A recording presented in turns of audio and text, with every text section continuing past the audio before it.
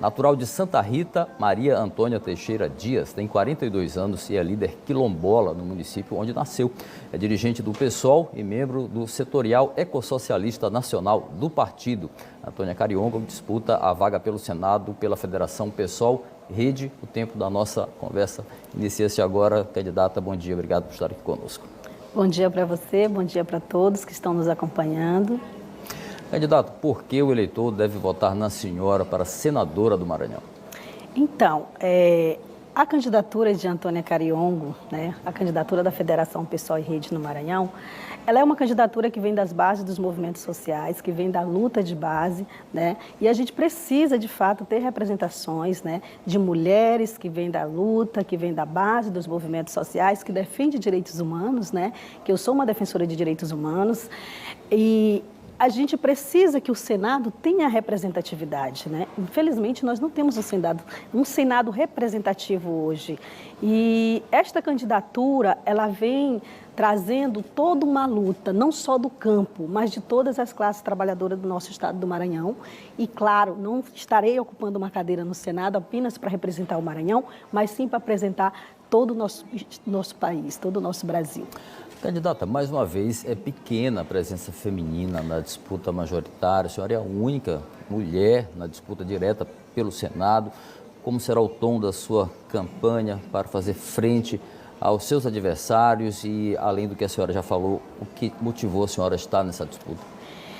Então, o que me motiva a aceitar o convite do partido, né, e para estar pleiteando, e aí eu me entristeço quando eu falo que, pelo fato de eu ser a única mulher, nós temos um estado que tem mais de 5 milhões de eleitores e que nós temos inúmeras mulheres que fazem base de movimentos sociais, de todos eles, principalmente o movimento social que briga, que luta pelo direito à política pública para as mulheres do estado do Maranhão, um estado que tem um índice de feminicídio horrível, estupros, né? Então, assim, me entristece quando só eu sou a única mulher com o nome colocado para uma candidatura majoritária. Mas também isso me fortalece, né? Porque é a primeira vez que uma mulher negra, quilombola, é indicada para um cargo majoritário de um partido. Então, é um orgulho que eu tenho. E aí, o que eu vou fazer diferente, né? Primeiro, que a política do meu partido, PSOL, é uma política de conscientização. A gente precisa conscientizar os nossos eleitores da importância do voto.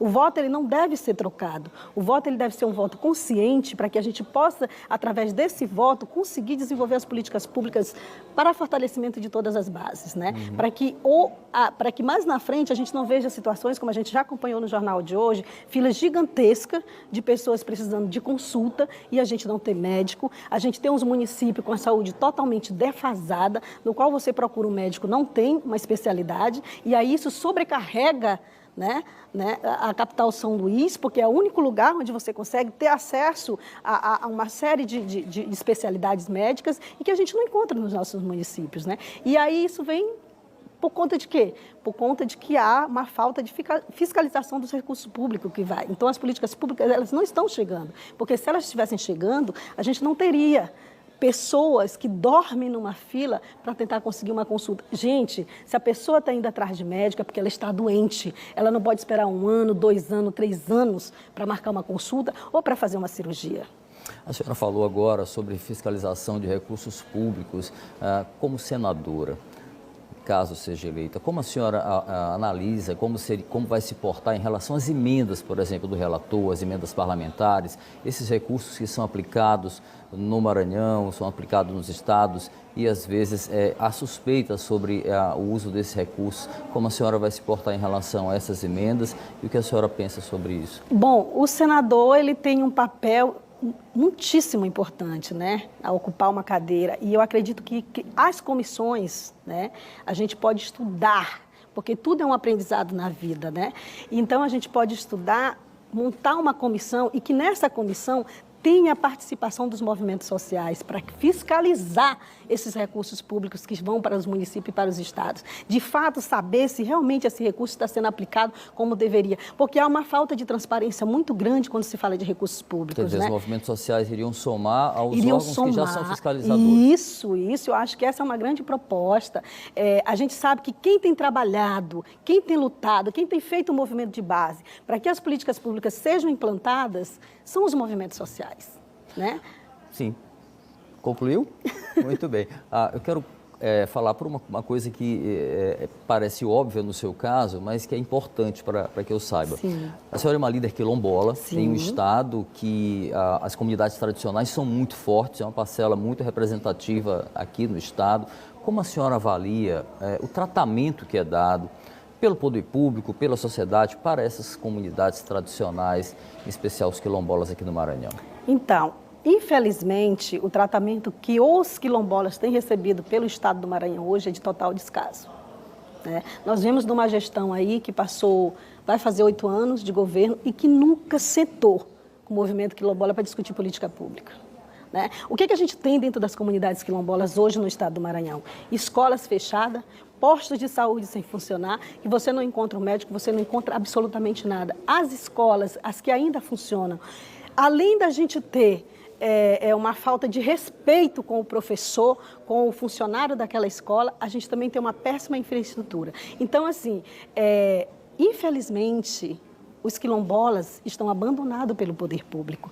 E aí, isso entristece porque o estado do Maranhão é um estado que só de registro a gente tem mais de 1.600 quilombos. Nós somos a maior população desse estado hoje, e mulheres.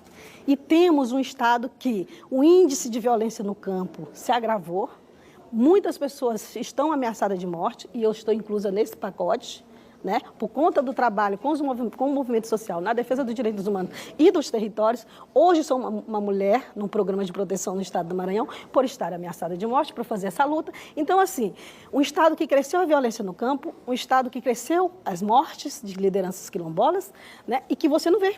Não tem solução. Ninguém investiga, ninguém procura saber quem matou. Na verdade, eu creio que todos sabem quem mandou matar, né? Mas é algo que não interessa. São apenas algumas pessoas que estão lá nas comunidades lutando para sobreviver.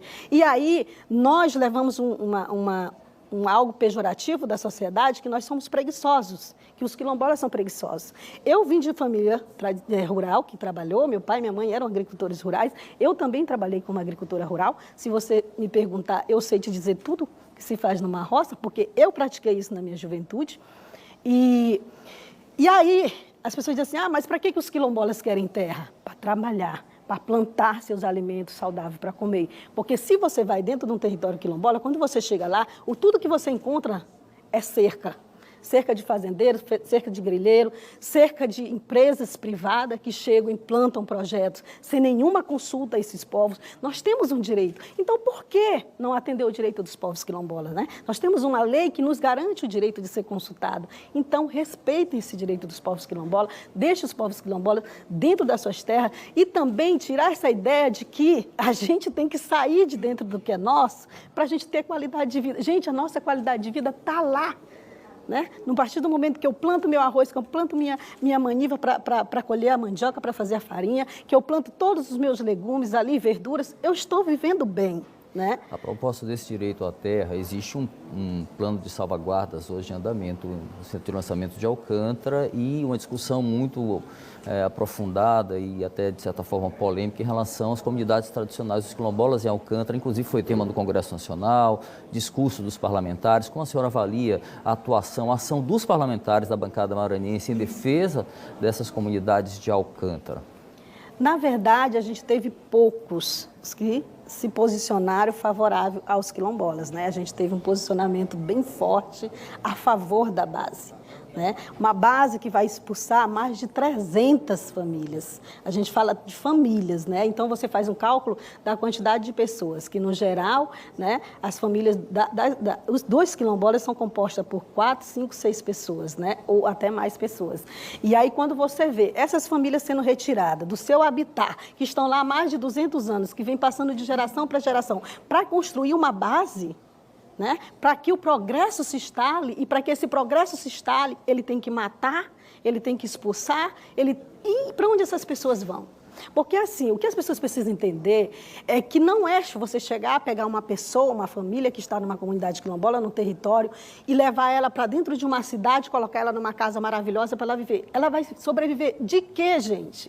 Se nós já temos uma capital que está inchada, que não tem mais para onde ir, periferias que não tem nem saneamento básico, esgoto a céu aberto, que as pessoas não têm como se sustentar. Então, você pegar um quilombola lá do habitat dele e trazer ele para um espaço desse, é você encaminhar ele para a morte. A senhora, então, acha que não é possível equilibrar, por exemplo, a oportunidade econômica que o lançamento pode gerar, o desenvolvimento tecnológico e até mesmo financeiro, com o respeito às tradições dessas comunidades? Não há como ter um equilíbrio nisso? Na verdade, não existe isso. Isso são apenas falácia.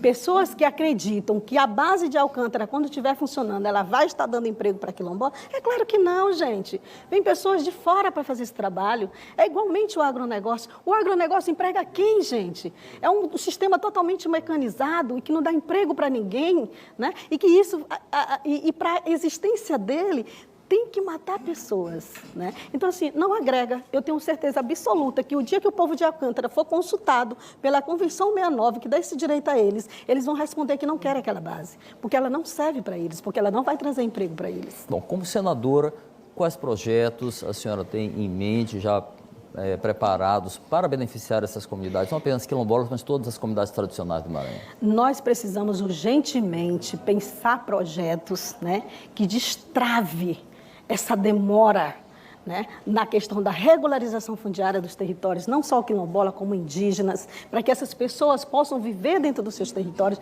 dignamente, não você deitar e imaginar que não sabe se no outro dia você vai acordar dentro da sua própria casa, né?